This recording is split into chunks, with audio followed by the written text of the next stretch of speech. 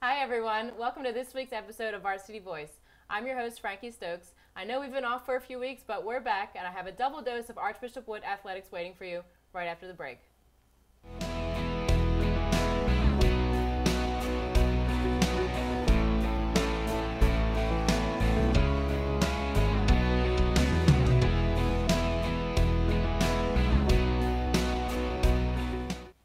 So I have Archbishop Wood Wrestling here with me. I have senior Matt Palage and coach Chris Meister. So Matt, you're coming off of a huge win this weekend, winning the District 12 title for the 145 weight class. Correct. And to believe it or not, like this journey all started for you when you transferred from William Tennant your sophomore year. Correct. So walk us through that year, your first year with Wood, and what was that like for you to be a new member on the team? It was pretty hard at first. Like, not too many kids wanted to like me because I was a new kid. But, I mean, eventually I kind of broke through the ice and then just loved it from there on out. And so how different would you say would your freshman experience be to your sophomore experience? With wrestling? Mm-hmm. So coming from the one team to the other? It was a little different. My other team was, like, a lot smaller, and it wasn't as, like, close. It was a good team, though. I made a lot of friends there, but it was just a little bit different. And then I came to Wood, and it just changed me with the sport, kind of, like. It opened it up for me. And Coach, for you, how important is it for your new students and athletes to be acclimated to the team right away? We try to keep our team close. We do have a very tight-knit team. Whenever we get a new athlete coming in, whether it's a transfer or they're a freshman, we really try to make them at home in the system. We treat everybody the same. We work hard, and that just kind of spills through and brings the boys closer. Our sport's a hard sport to like. So when you get a bunch of guys in the room that enjoy it and enjoy working hard, for those guys that may be a little hesitant or a little bit new to just kind of jump right in, it makes them feel a little bit more at home. So, we do try to make sure that everybody's, jiving. We do a lot of camps and things in the off seasons that keeps the boys wrestling together all year round. And that's starting to pay off now because these guys know each other. We're so tight that we see each other almost every weekend, whether it's in season or out season. So It's kind of like a family. for sure. Yep, absolutely. Definitely. And Matt, so last year you were the District 12 runner-up, and this year you captured the title for yourself. So Yes. would you say ever since the conclusion of last season, this was always, your eyes were on the prize? Definitely, yeah. I mean, taking second kind of hurts because you're right there in the finals, but you don't get first. So, I mean, definitely after last year, it stung, like, to lose it. So I kind of knew I had to prove it this year and win it. And as a senior, you also had the role of being a team captain. How important was that to you and to be able to set examples for the younger teammates? It made me feel special because I was able to go into every match with my team behind me, with my fellow captains, and the other captains, they're two kids I've been close with since I came to Wood, and it's just been great going to every single match with my whole team backing me and us three in the front. Okay, and Coach, just from a few of the conversations we had prior to tonight, I could just tell your enthusiasm and your love for the sport of wrestling. Let everybody know how you really began your coaching journey. Well, actually, I was a real estate professional for 15 years prior to me coaching. So my coaches, I went to Archbishop Wood myself, and my coaches were Vic Stanley and Steve Peters. So Wood was going to drop the program, the wrestling program, from the sports curriculum about 7 years ago. And Coach Peters, who was still a teacher there at the school, had called me up one day and said, hey Chris, they're thinking about dropping the program. We need to take this thing back over. So the years prior to us stepping back in, the program kind of slipped. There was just some changes in the coaching that weren't accepted at the school. So when Coach Peters came in, all the kids knew him in the school. They knew his background in wrestling. So that got a lot of numbers out for us. We didn't have a lot of talent. And so my 1-2 days a week of volunteering my time to go in and wrestle with the team after work turned into 3, 4, 5 days. Then Coach Peters retired from coaching, and we brought back in my old coach, Vic Stanley, who had come through Wood when I was at school in the mid-'90s, late 90s, and went on to several other places, LaSalle and the Chamonix, and he kind of came full circle back to Wood. And he stayed in for a couple of years. He was older, so he retired recently 2 years ago. And then that became me taking over the head coach job 3 years ago. So I was kind of the head coach for the last 5 years, but the last 3 has been officially me by myself. And from that point on, you know, we get a bunch of great student athletes that come through Wood. We try to put some life back into the program. My coaching staff is fantastic. We have 9 coaches. 8 of them are alumni. So the guys that come back and help these boys every day really care. They walk the hallways themselves. You know, Kevin Riley, Newt Hill, John Fasty, all these guys went to Wood, and spanning from the 70s all the way up to the early 2000s. And you know, Dylan Evans, who was a Council Rock South graduate, he's come over and he's been a real intricate part of helping our coaching staff. And you know, we live it, and that's what makes us a little different. We love the sport. We love hanging around with these boys. Like all our coaches, we look at these guys as our own children. And you know, from picking them up for practice or taking them to a tournament because they don't have a ride, whatever it takes to get them involved in the sport. And once they see how enthusiastic everybody around our program is, they just jump right in. So it's rewarding. Now that we're starting to see some success, it's really nice to see how these boys have become. We've gone from like 8 wrestlers 7 years ago to 8 part-time wrestlers to a team full of 22 year-round wrestlers. So it's really nice. Okay, so how has this experience helped shape your life as a coach and just as a person? Honestly, I left the real estate world 6 years ago to start doing this full time. So it's really changed me. These guys, you know, I began taking over the wrestling team, incorporated functional fitness into the program of our strength and conditioning, and then that came. The baseball coach, Jimmy DiGiuseppe, was like, hey, will you train my guys? And that turned into lacrosse, to football, to basketball, to girls basketball, to I think we train 13 or 14 teams now out of Wood. So, you know, it's changed everything for my livelihood. It's changed. So my wife is a patient lady, so she gives me great support to do what I like to do, and you know, it's great. It's fun. And sitting here with Matt today and just being able to celebrate how far you've come so far this season, does that make it all worth it? Absolutely. I mean, each year, every time your seniors come through, and now that, you know, myself and my coaching staff have been involved with this team and this program for the last 7 years, we see the kids now come in as freshmen and they're leaving as seniors. So it's really rewarding to see the growth of these guys do.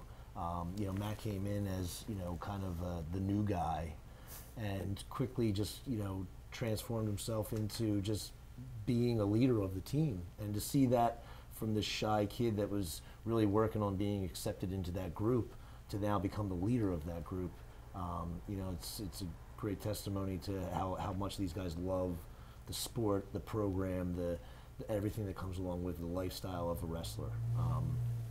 You know, everybody always says that, you know, if you wrestle, life becomes easier. So, and we agree with that, and to see these young guys get, you know, mentally prepared for what's next is really rewarding. So. Well, speaking of what's next, you know, Matt, your high school career might be coming to an end, but I know that you're planning on to attend East Stroudsburg in the fall and wrestling for them as well. Yeah. So what are you looking forward to the most with becoming a collegiate athlete? Just continuing with it, really. Like, I was injured for a little bit of this year, so, I mean, before I was very hesitant, do I want to wrestle in college, like, because it tears your body apart. But after being injured, like, not being on the mat, I realized that just 4 years of high school wrestling wasn't enough, so definitely want to continue it. Okay, and I've also heard that you were known as the team comedian. So as you're getting ready to leave Archbishop Wood, what are a few of the things that you're going to miss most about this program and your teammates? My teammate, like, pretty much my teammates, like, and the coaching staff, because I've only had 3 years there. I wish I had a 4th, but I just got so close with them. I know I'll remember them, and anytime I need something, I know I can call him or any other coach, and whatever it is, I always know I can count on them for the rest of my life, so it's great to have that. I know your final season is kind of hitting its final stretch right now. You have the Northeast AAA regional champs next weekend. Correct. And then following with the state champs. Correct. So for the both of you, what are you expecting to see out of performance and competition? It's definitely going to be tough competition, but I mean, there's definitely a few guys on our team that have the ability to make it onto states, and it's kind of just show up and see what everyone can do. But I definitely have faith that a few guys will be able to go. And yeah, I mean, we're at the point now of the quality of wrestling that you see at a regional tournament is really the highest level that you get to in the state. So everybody really wrestles their heart out this weekend because it gets you into the big show, into the state tournament. And, you know, we take it week by week. We look at every weekend as a new season.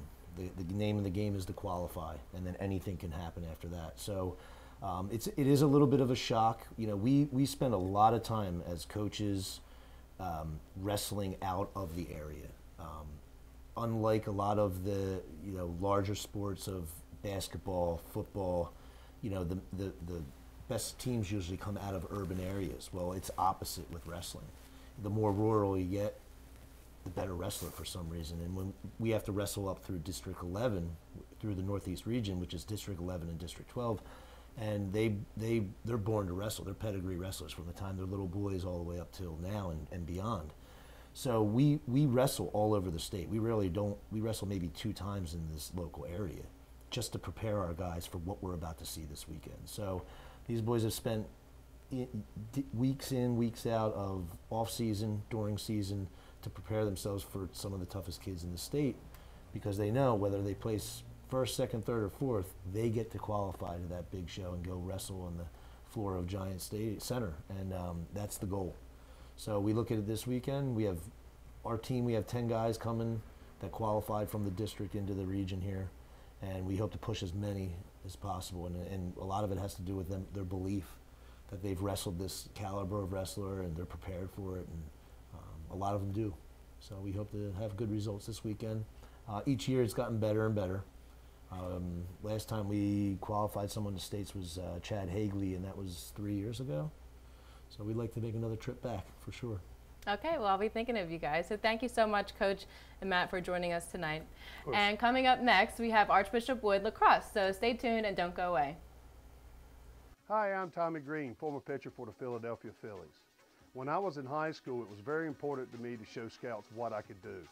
My friends at Payroll Service Solutions are huge supporters of high school sports and the Sports Fan Base Network. If you're a small to medium-sized business in need of a payroll company, contact Payroll Service Solutions. Not only will they take care of you, they will continue to support the community. For more information, contact Payroll Service Solutions at 215-624-0922 or 866-PAY-EASY. Ladies and gentlemen, you have spent 3 days with the most insane program, okay, I have witnessed in my 17-year career.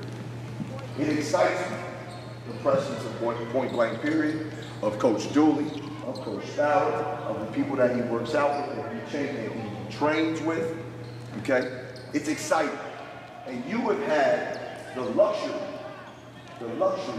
of spending 3 awesome days with these people. I watched Coach Fowler play. Mr. Coach, you watch Coach Fowler play? He is one of the most annoying basketball players you will ever see in your life. Okay? Because exactly what he trains, exactly what he preaches to you, he does at all times.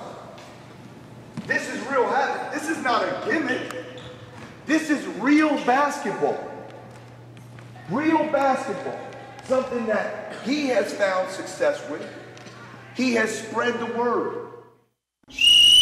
We're talking goaltending here, and we're talking about high school rules as opposed to NCAA or NBA, which are slightly different. The referee is looking for 4 criteria. Number 1, is the ball on its way down? Number 2, is the ball fully above the rim? Number 3, was it an attempted shot? And number 4, did that shot have a chance to go in the opinion of the referee? If all 4 of those criteria are met, a goaltending call is made and the basket is good. Slapping the backboard is never goaltending. It's always a technical foul. Welcome back. I am here with Archbishop Wood boys lacrosse coach Jared Mays. Jared, thank you so much for joining us tonight. Glad to be here. So we're just going to get right to it. How did you start coaching high school lacrosse?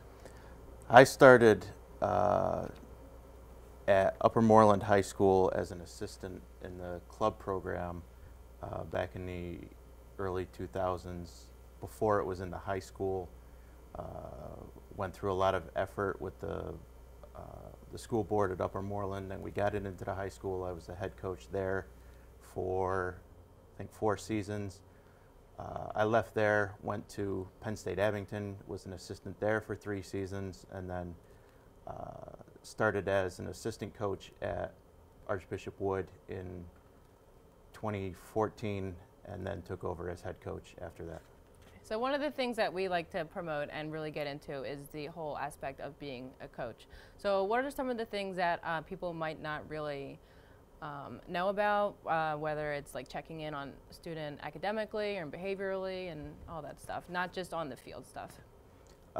Lots of my guys know how seriously I take their academics. We have guys who have graduated and will come back to visit us, and the first question I ask them is, how's your semester going? How are your classes going? Then we'll start talking about if they're still playing.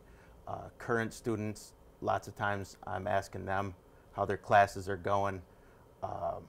Always interested in upperclassmen, where their college dreams, where they're thinking about trying to go. First question I ask them, what do you want to study? Then where do you want to go? Then we can start talking about lacrosse. I really push those kinds of aspects.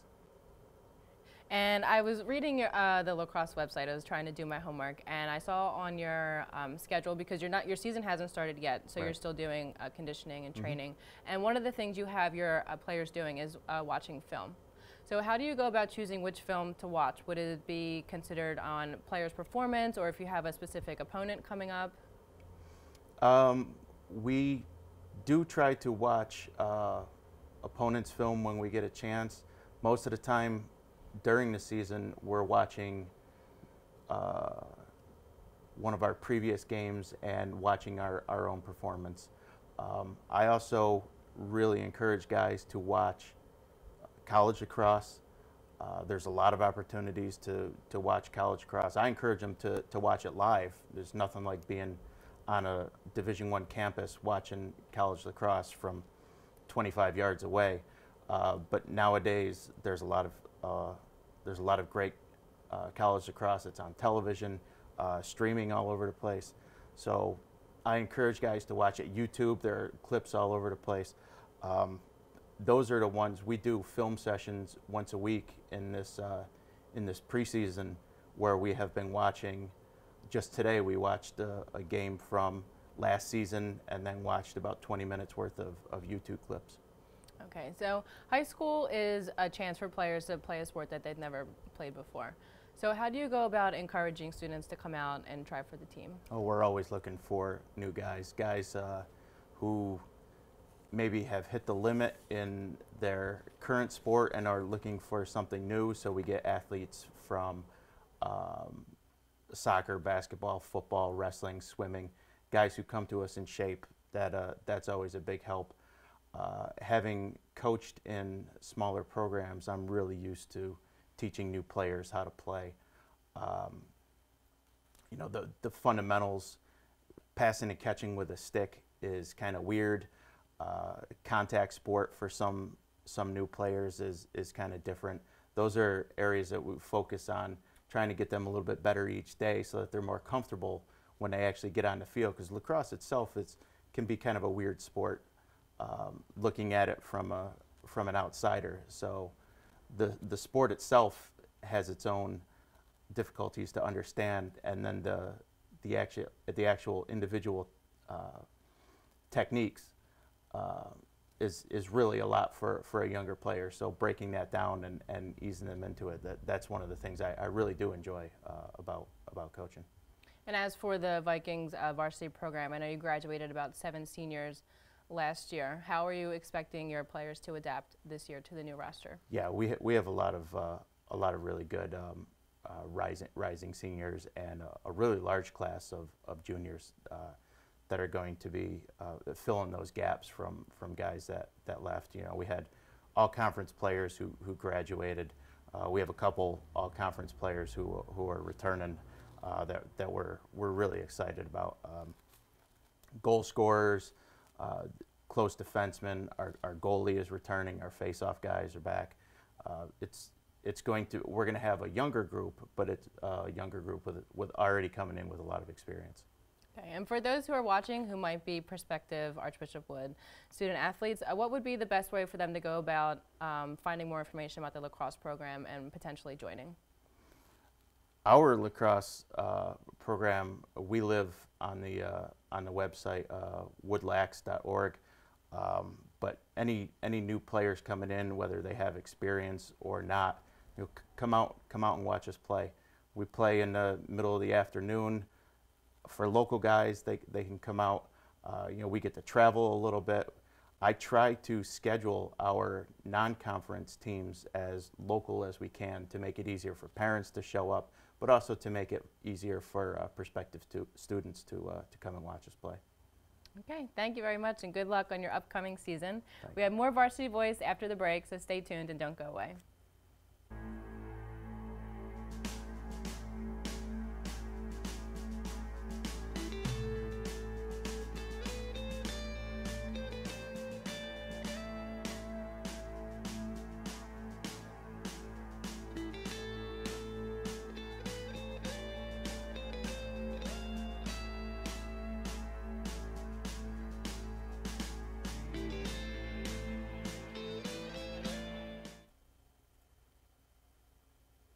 Thank you for joining us tonight, and that is all we have for you. But don't forget to subscribe to our podcast on iTunes, and also visit our website at www.thesportsfanbasenetwork.com, and follow us on social media at the SFBN to find out more information about our programs during the week. On Monday, we have 3 in the Key, which covers boys basketball. On Tuesday, we have On the Mat, which covers New Jersey wrestling, and on Thursday we have In the Paint, which covers girls basketball. So we'll see you next week, and thank you so much and have a great evening.